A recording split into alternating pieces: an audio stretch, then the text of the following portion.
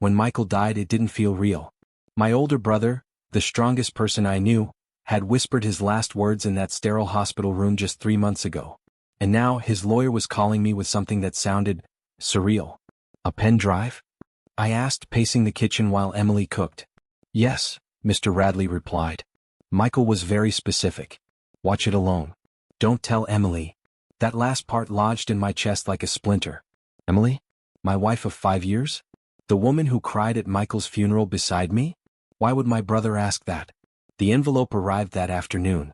It was small, padded, no return address. Emily handed it to me with a raised eyebrow. Secret admirer? She joked. Just work stuff, I lied. That night, I waited until Emily fell asleep beside me. Her breathing evened out as I tiptoed into my office, plugged in the drive and double-clicked the single file. Michael's face filled the screen. He looked thinner, the chemo already working its cruelty. But his voice was clear. Hey James, if you're watching this I'm gone. I'm sorry. But I need to tell you something before it's too late. He paused, then exhaled. Emily is not who you think she is. I blinked. There are things you need to see. I didn't want to believe it either. But I had proof. I recorded it. It's all here. The screen cut to static, then loaded a folder. Videos, emails, logs. My hands went cold. I clicked the first video. And my entire world began to shift. The screen flickered again, then settled on the grainy footage of a restaurant booth. I recognized it instantly. La Traviata. The place Emily swore she hated. But there she was. Emily, smiling, laughing, with Trevor. Trevor, Michael's former business partner. The man who vanished right after Michael's diagnosis. Michael's voice returned over the footage. I thought I was paranoid. But James, they're not just having an affair. They did something worse.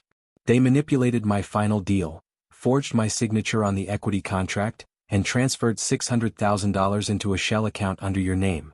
What? You've probably seen weird bank alerts. That's why. I traced everything. I left the documents in a safety deposit box. This USB has the key number. I couldn't move. Couldn't breathe. 100 little moments from the past year came rushing back. Emily's sudden interest in my accounts, her accidental deletion of Michael's emails, how she pushed me to sell my part of the company after Michael died. Let go of the past, she said. It's just a business. It wasn't. It was a setup. Michael's voice grew weaker near the end of the file. I tried to stop them, but I ran out of time. So I'm leaving it to you, James. Don't confront her yet. Wait. Watch. Build your proof. When you strike, make it count. The screen went black. I sat frozen, the glow of the monitor washing over my face. Emily knocked on the door.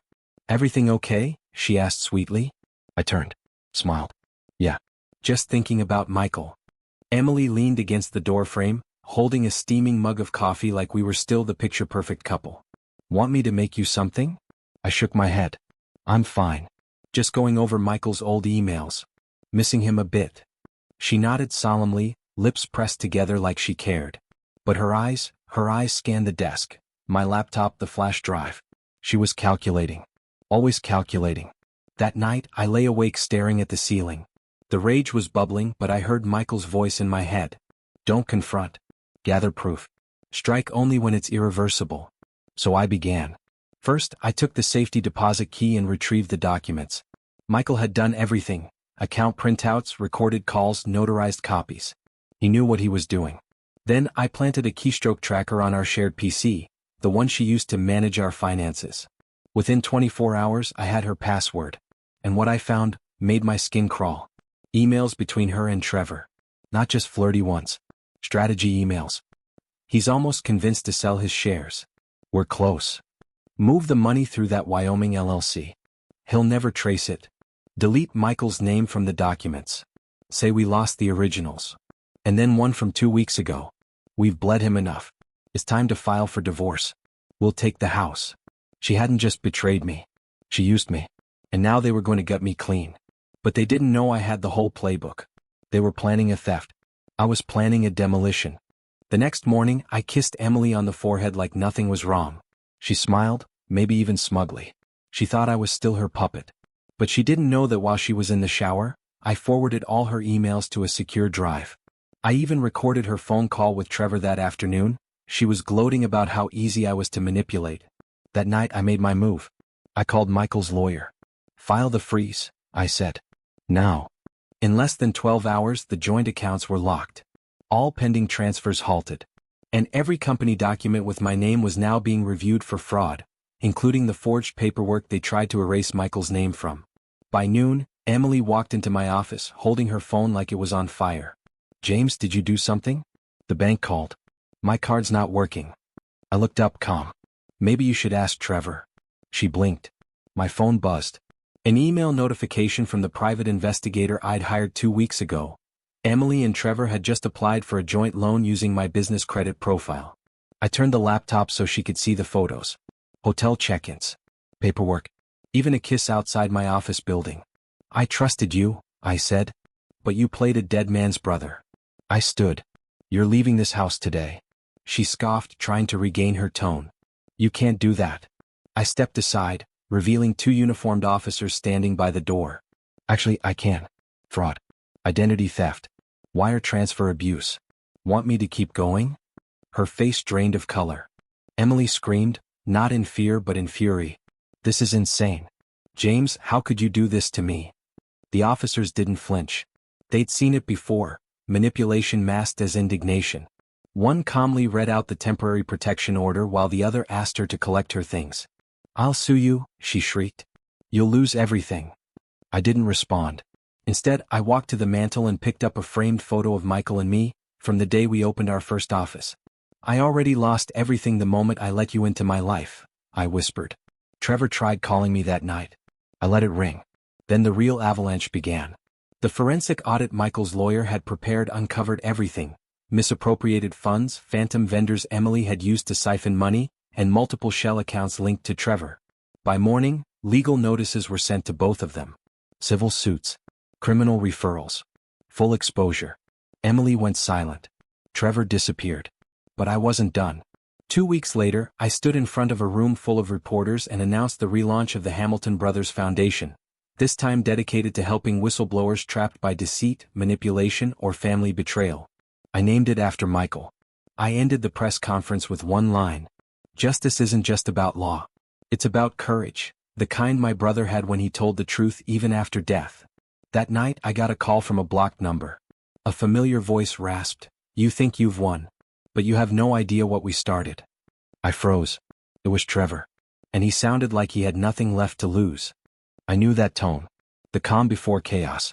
Trevor wasn't just angry. He was cornered, and men like him, when cornered, get desperate.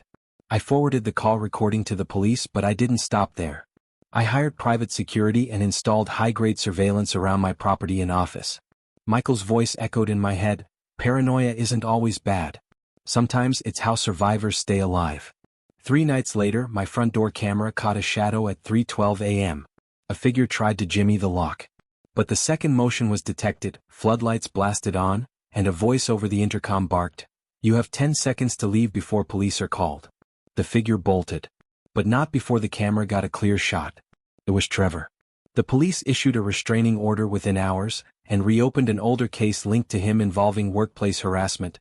Turns out, Michael had been collecting evidence long before his diagnosis. That was Michael's true revenge.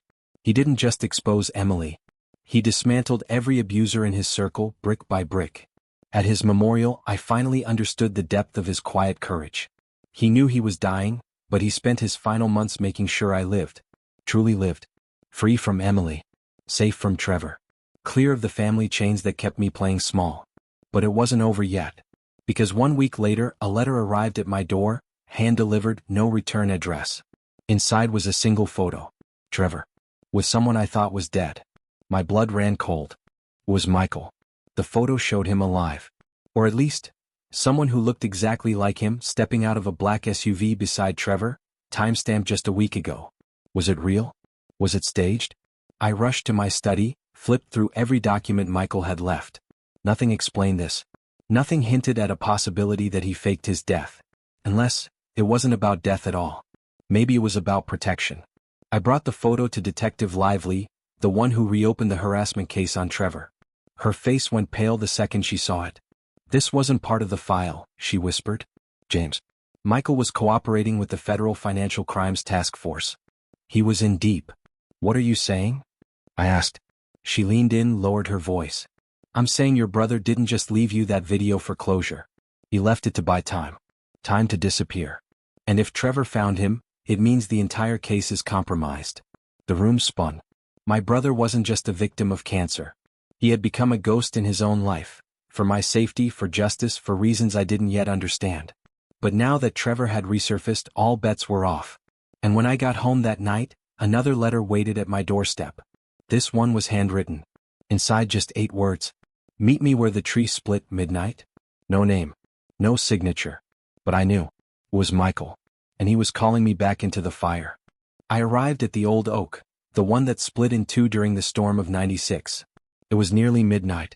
A cold wind blew through the empty clearing and then, footsteps. Michael stepped out of the shadows. Not a ghost. Not a memory. Him. Older. Thinner. Alive. Before you say anything, he said, I need to show you something. He handed me a flash drive. It's everything, Trevor's off-the-books accounts, his ties to the judge, the bribes, the sealed deals. I needed someone I trusted to make it public, in case I didn't make it back. I was shaking. Why me? Because you still believe in truth, James. And because you were always the only one who didn't ask me to be something I wasn't. We talked for hours like brothers again. Michael had faked his death with help from the feds to go undercover, but once Trevor caught wind of it, everything collapsed. Michael vanished before they could silence him. I'm going back into hiding, he said as the horizon began to glow with morning. But now the choice is yours. I took the flash drive. And I used it. In the weeks that followed, the fallout was nuclear. Trevor was arrested. The judge stepped down. My family finally understood who Michael really was. Not a cautionary tale, but the bravest man I ever knew. And on Christmas morning, an envelope arrived at my door. Inside, a single photograph. Me and Michael. Age 12. Smiling in the sunlight. No note. But I didn't need one. Some things speak louder than words.